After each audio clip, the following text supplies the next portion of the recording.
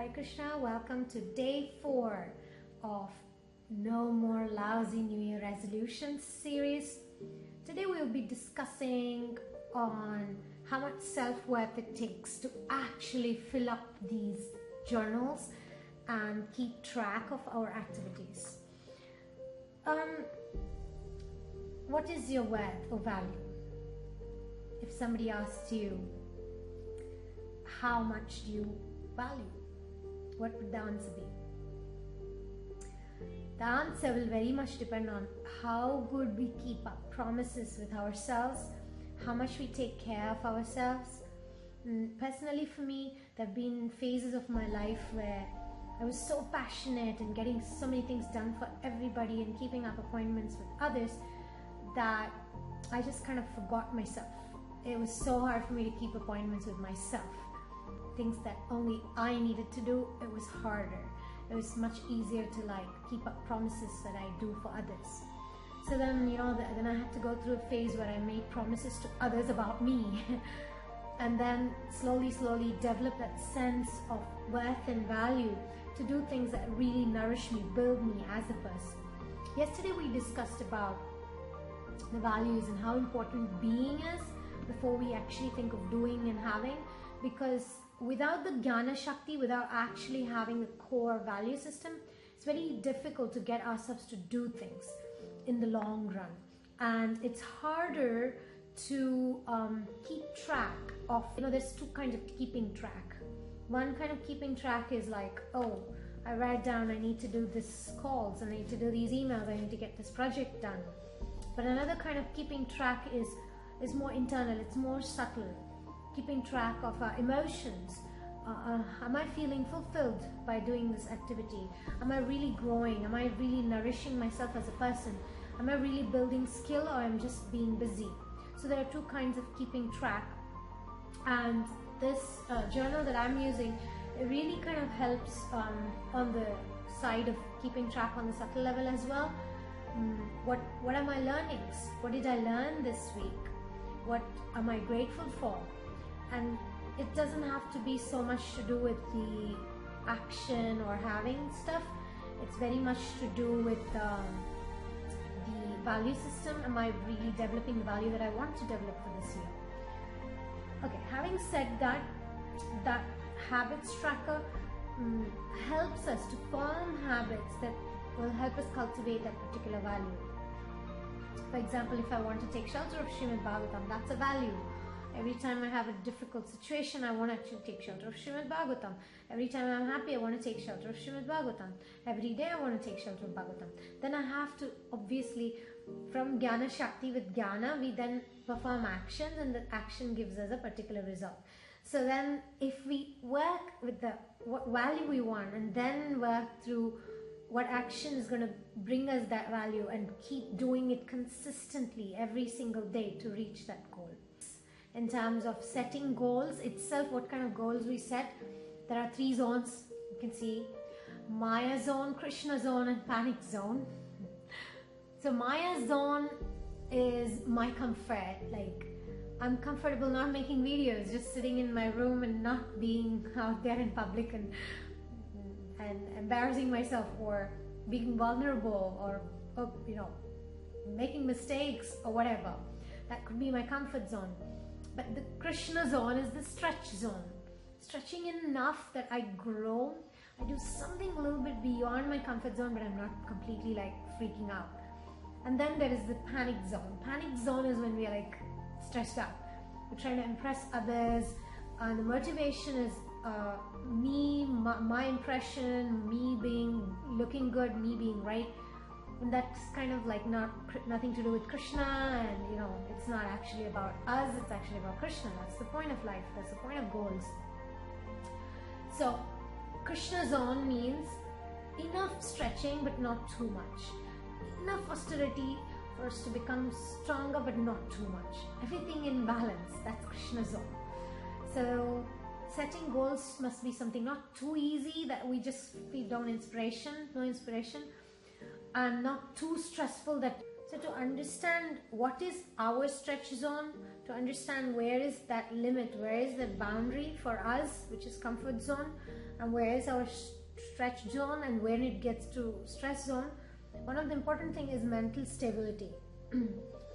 Emotional stability and mental strength.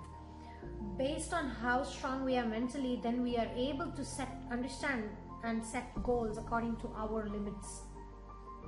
So in this image here, you can actually see emotionally stable and mentally strong you can enjoy time alone, can accept a no for an answer and say no firmly. That's been like a huge game changer for me in my life.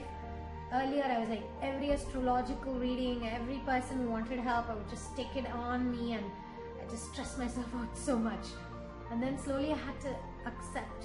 It took me like gradually, and now I'm like not even doing readings, and it's like, oh, such a relief. And that's like, it requires emotional strength, it requires emotional stability to say,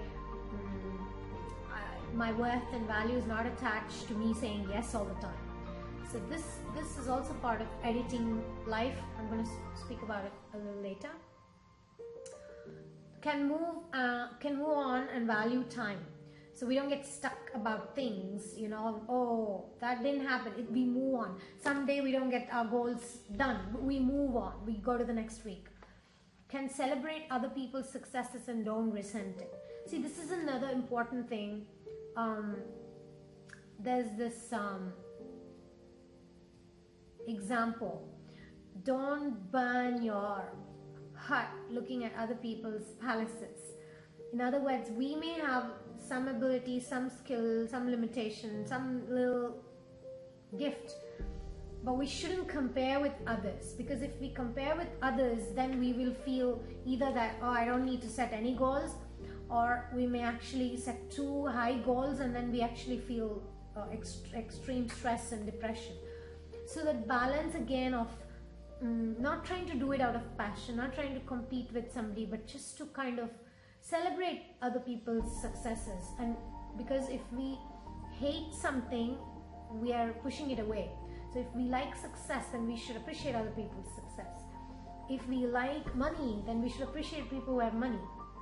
Instead of demonizing something, which is like pushing it away, we accept and admire and cherish those people who work hard for money or fame or success, and that attitude will also come to us. Anyway, I'm kind of maybe preaching too much in this. It's not maybe so much of a goal setting, but this is important principle which is a drive behind. As you can see, my talks are not so much about do like this and wake up at this time and do that. It's going deeper. What makes you wake up? What makes you write your journal? What makes you write your agenda? What makes you keep to your habits? I'm kind of going from that core essential things. Okay, next, can think productively. And you're not becoming again like, this is not, think about, okay, how can I be productive? Can set and maintain healthy boundaries.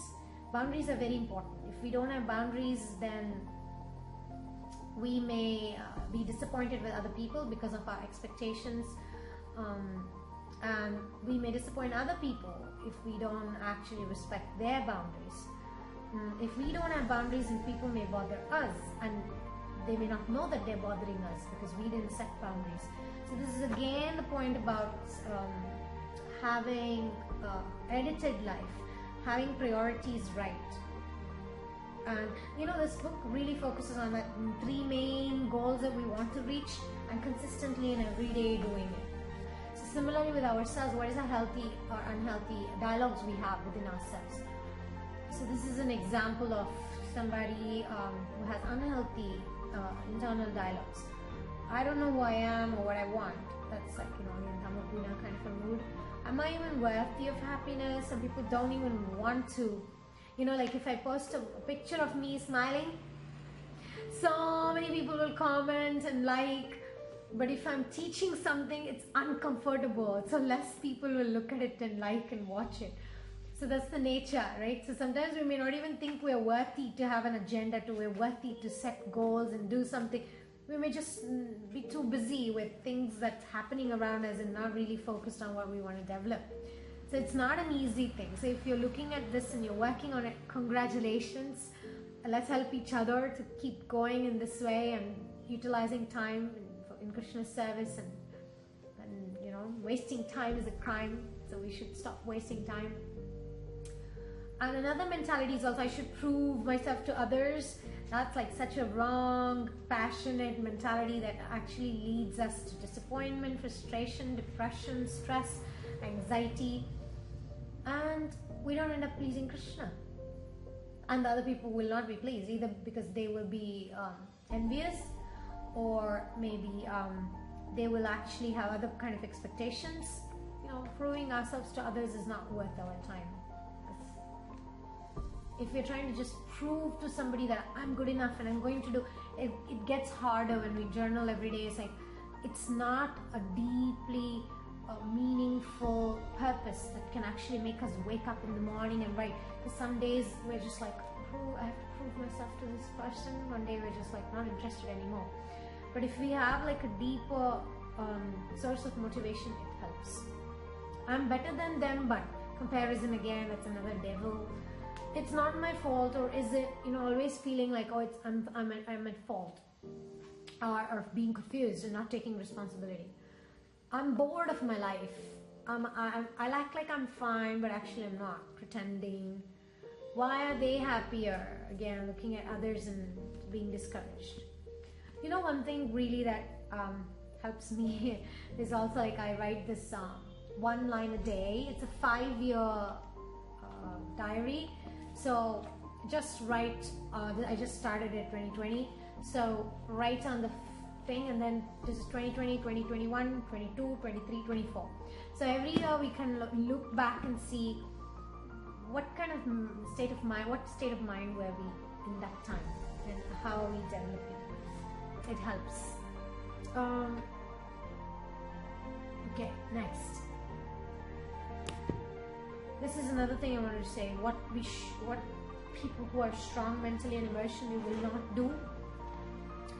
Not dwell on the past, not spend energy and time on things that they can't control. Don't give their power away to others. Worry about pleasing others. Don't worry about pleasing others.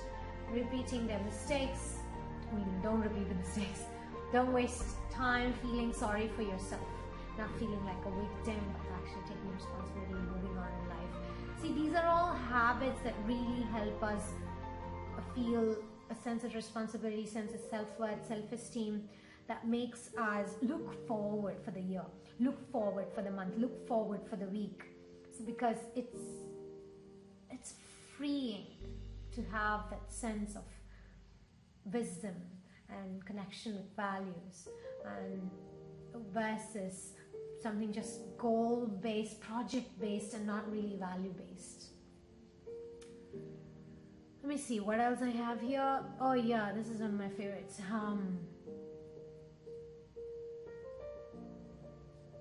This is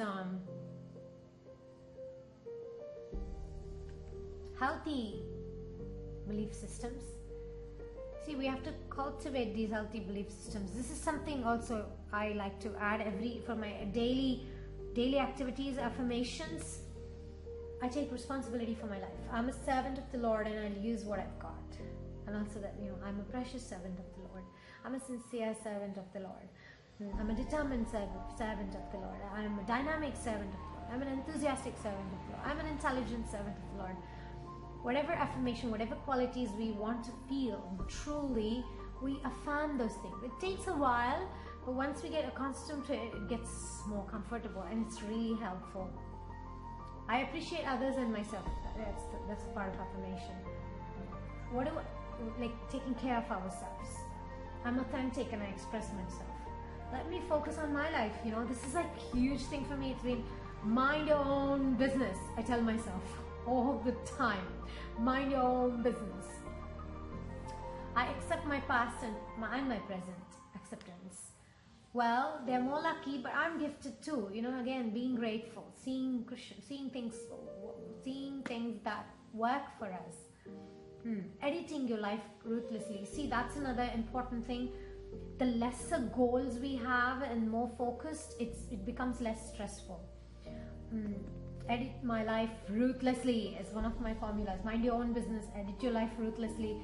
These are things that really clear out the way for me to really focus on what really gives me joy, what really makes me feel fulfilled. This is an image of what happens as a result of being in this comfort zone. Comfort zone is like, again, no growth, feeling bored, not really having goals, and we are always looking for whatever validation. We're looking for likes on Facebook or comments on Facebook. We depend on that. We don't really have a source of self-worth and supply of internal strength coming from within or from habits that give us that, but instead we become comfortable with what comes easily or what we are accustomed to.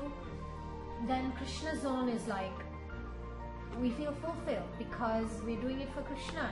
The point is not us, and we develop our inner life, and so we become more expressing, and we don't focus on impressing. We think of expression. Then we have also my comfort zone is all about me. Others zone is like always focused on, I have to impress other people. That's like others zone is like stress zone. Impressing others, get burnt out. But if Krishna is the center, is the safest. That's the point here. Okay, let me see what else we got today. Connected to self-worth, self-esteem. This is the feminine aspect in us, and this is the internal, like emotional aspects. Harmony. Are we harmonious? Nature of desires. What is the nature of our desires?